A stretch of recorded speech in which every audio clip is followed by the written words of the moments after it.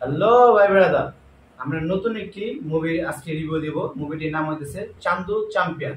এটা official trailer আর এটা director হইতেছে কাবির খান, যে কিনা টাইগার, এমনকি বাজরাঙ্গি ভাইজান, তারপর এরকম আরো অনেক সুপার ডুপার হিট মুভি সে দিচ্ছে।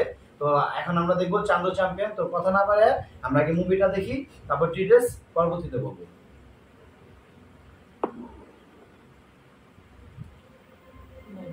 क्या केस है सर? 65 की जंग में इसको 9 गोलियां लगी थी।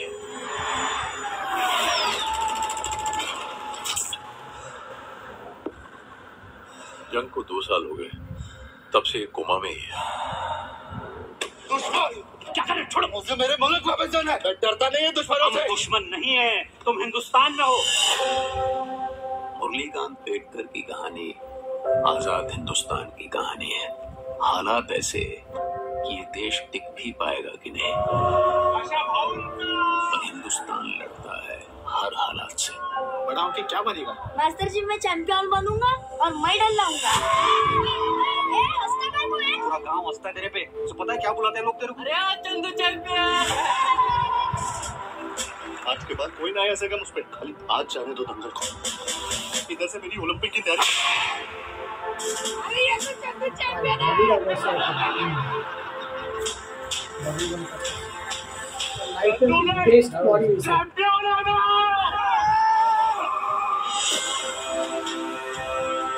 तेनू ओलंपिक जाना है ना, तो तेनू तो फौज ही चुनना चाहिए। सर मुझे एक मौका दो ना। मैं पहलवान है, तारा सिंह उनका चेला है मैं।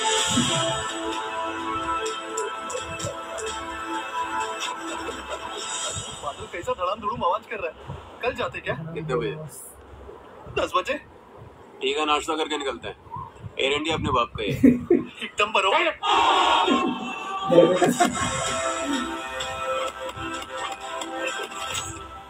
चैंपियन गिरता है लेकिन रुकता नहीं है छोटू।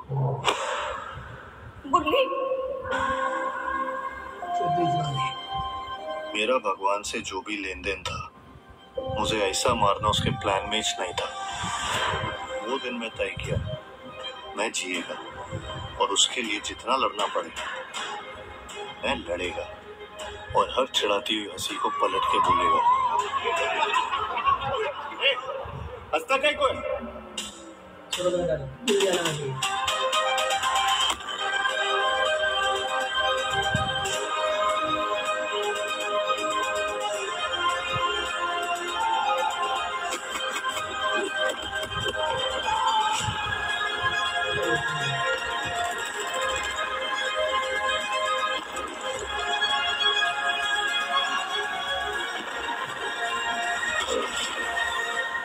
मुझे आज लड़ने का है सर, हर उस चंदू के लिए जो चैंपियन बनना चाहता है, हर उस चंदू के लिए जो चैंपियन बन सकता है।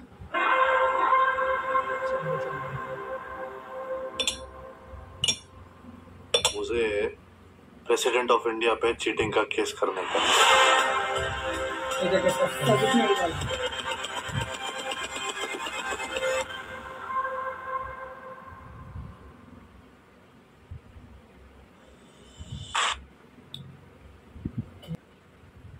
ট্রেলার থেকে যা বোঝা গেল আর কি, একজন ডেসপারেট স্পোর্টসম্যান যে নিজেকে লুজার না, চ্যাম্পিয়ন বানানোর জন্য বা চ্যাম্পিয়ন সবার মুখে শোনার জন্য বা চ্যাম্পিয়ন হওয়ার জন্য সে অলিম্পিক যাবে, এরকম একটা তার ইচ্ছা। বা অলিম্পিক এখন কীভাবে যাবে, তার বন্ধু বলছে অলিম্পিক যাওয়া, তুই আর্মিতে গেলে অলিম্পিকে জয়েন করতে পারবি, এমন একটা সিচুয়েশনে সে আর্মিতে হয়তো জয়েন করা, যতটুকু বুঝতে পারলাম আর কি।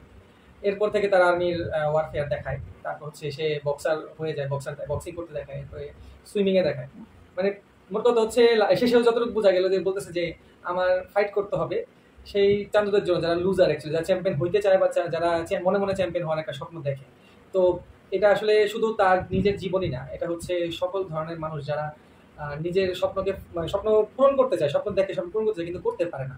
অনেকের কথা, যেমন আমাদের অনেক স্বপ্ন থাকতে পারে, আমরা অনেক সময় লজ্জায় বলি না, কারণ মনে হয় যে সমাজ কি বলবে, মানুষ কি বলবে, ভিতরে প্রতিভা আছে কিন্তু বের করতে পারতেছে না আর কি। তো ওই সেসব মানুষদের জন্য একজন ইন্সপিরেশন হয়ে আর কি, বা নিজের ইন্সপায়ার হয়ে আরেকজনকে ইন্সপায়ার করার জন্যে এই কথাগুলো বলে যে আমি লড়তে চাই, আমি ওইসব চান্দুদের জন্য লড়বো যারা লুজার না, যারা চ্যাম্পিয়ন হইতে চায় বা যার অ্যাকচুয়াল মিনিং হচ্ছে চ্যাম্পিয়ন তারা। আর এটা আমাদের সবার শেষ একটা সাসপেন্স ছিল যে সে মেডেল করে রাখে। যখন ছোটবেলায় একটা সিন প্রথমে দেখায় যে সে বলতেছে যে টিচার জিজ্ঞেস করে যে তুমি কি করতে চাও বা কি হতে চাও, বলে আমি চ্যাম্পিয়ন হতে চাই, মেডেল অর্জন করতে চাই। তো সে সবাই হাসে। ওখানে একটা সিন আছে যে হাস্তা কাই করে, এটা বড় হওয়ার পরে ওই জিনিসটা দেখায় যে হয়তো সবাই মজা নিতেছে তার সাথে, তখন সে বলে যে হাস্তা কাই করে। এই জিনিসটা ভালো একটা মিল রাখছে। আর তখন মেডেলগুলো তার অর্জিত হয়ে যায়, তখন সে পুলিশের সামনে বলে যে আমি কেস করতে আসছি প্রেসিডেন্ট অফ ইন্ডিয়া। এটা কিন্তু একটা ভালো সাসপেনশন, যে এটা নিয়ে একটা ভালো কাহিনী ভিতরে আছে যেটা আমাদেরকে দেখানো হয়। আশা করি ছবিটা খুব ড্রামাটিক হবে। ফার্স্ট অফ অল এটা হলো একটা বায়োপিক। হ্যাঁ, ওইটাই এটা বায়োপিক, একটা ফ্রিডম ফাইটার বায়োপিক। আর ডিরেক্টর যে কবির সিং, এর আগেও একটা 83 মুভি করছে, ওইটাও বায়োপিক ছিল, বাট ওইটা পুরো ফ্লপ হয়েছে, ওরকম হিট হয়নি। এর আগে যে দুটা করছে বাজরঙ্গি ভাইজান আর একটা টাইগার, এই দুইটাই ব্লকবাস্টার হয়েছে। তো দেখা যাক এটা কি হয়। ডিরেক্টর যেহেতু কবির খান আছে আর প্রডিউসার যেহেতু সাজিদ নাদিওয়ালা আছে, দেখা যাক এটা কোনো আকর্ষণ আনতে পারে কিনা। আর সবচেয়ে বেটার হলো কার্তিক আরিয়ানের লাইফে আর বডি ট্রান্সফারটা, এটা বেস্ট ছিল। ট্রান্সফরমেশন খুব সুন্দর হয়েছে, অনেক পরিশ্রম করছে বডির জন্য, আর এটা এই ক্যারেক্টারের জন্য অনেক জান লাগাইছে। দেখা যাক, এখন মুভি বের হলে বুঝা যাবে। 14 জুন মুভি দেখে আমরা বাকিটা বলবো। এমনিতেও যে কোনো স্পোর্টস টাইপ ছবি করতে গেলে আপনার অ্যাক্টরদের অনেক বেশি কষ্ট করতে হয়। যেমন বাজরঙ্গি ভাইজান তো আমরা যতটা দেখছি, কিন্তু সুলতান ছবিতে আমরা সালমান খানকে দেখছিলাম সে বডি ফর্মেশন অনেক চেঞ্জ করছে। প্রথমে ফিটনেস রাখে, এরপরে আবার স্বাস্থ্য বেড়ে যায়। এটার মতো কার্তিক আরিয়ানকে এরকমই দেখছি আমরা। প্রথমে তো নর্মালি একজন সাদা সিধা ছেলে থাকে, এরপরে সে আর্মি জয়েন করে, ফিটনেস হয়, এরপর আবার অসুস্থ হয়ে যায়, কোমায় চলে যায়, তখন সে একেবারে হ্যাংলা পাতলা। এই জিনিসগুলো কিন্তু অ্যাক্টরের জন্য খুব টাফ একটা ব্যাপার। সে খুব ডেডিকেশন নিয়ে কাজ করছে এটার মধ্যে।